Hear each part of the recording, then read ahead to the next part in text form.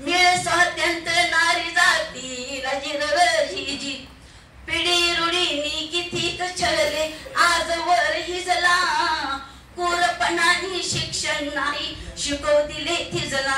पण काळ बदलला स्वराज मिळाले जेव्हा भारताला जनसामान्य महिला घरी हा कायदाच झाला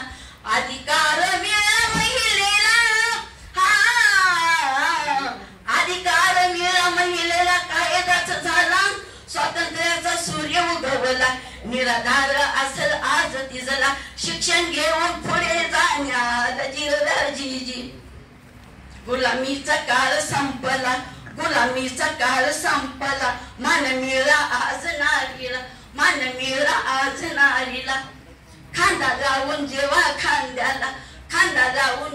खांद्याला साधू संत कार्याला साधू संत कार्याला महात्मा फुलेन ज्योतिबाला ज्योतिबाच्या गात्या सावित्रीला महात्मा फुलेन ज्योतिबाच्या सावित्रीला धन्य धन्य आबा गेले कौसाला जिरजी धन्य धन्य आबा साहेब गेले कौसाला जिरजी महिलांनो व्हावे आता जाग महिलांनो व्हावे आता जाग राहू नका माग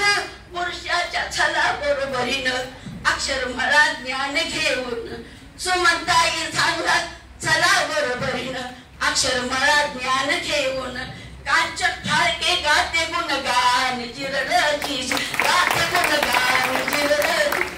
गाते गुणगान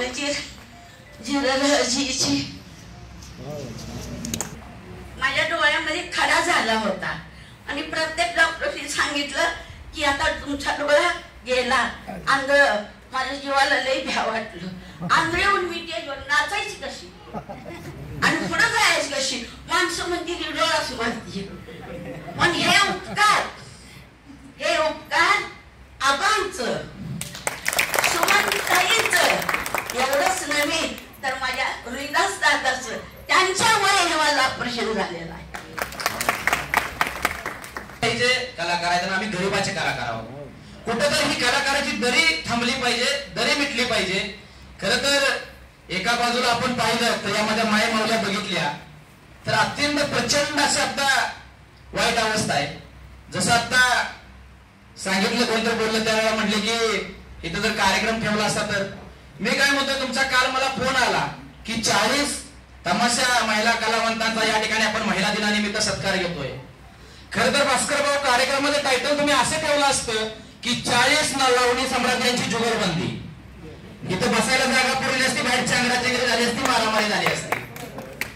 म्हणजे आज ही समाजाचा महिलांच्याकडे किंवा गरीब कलाकाराकडे बघण्याचा दृष्टिकोन फार वेगळा आहे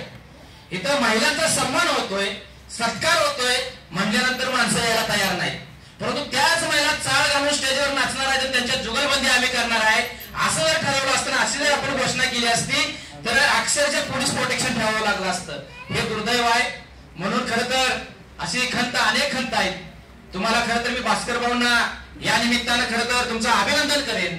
कारण आज आपण पाहिलं की आज खरं तर सर दुग्ध शर्करा योग आहे कारण आज जागतिक महिला दिन आहे त्याचबरोबर इथे जे कलाकार सगळे जमलेले जो कलाकार जो वर्ग आहे तो नटराज जो आहे तो नटराज म्हणजे आमच्या शंकराचा अवतार आहे आणि आज महाशिवरात्री आहे त्यामुळं शंकरालाही या ठिकाणी अभिवादन आम्ही करतोय महाशिवरात्रीच्या निमित्तानं म्हणून तुम्हा सर्वांना मी महाशिवरात्रीच्या शुभेच्छा देतो महिला दिनाच्या शुभेच्छा देतो आणि खरं तर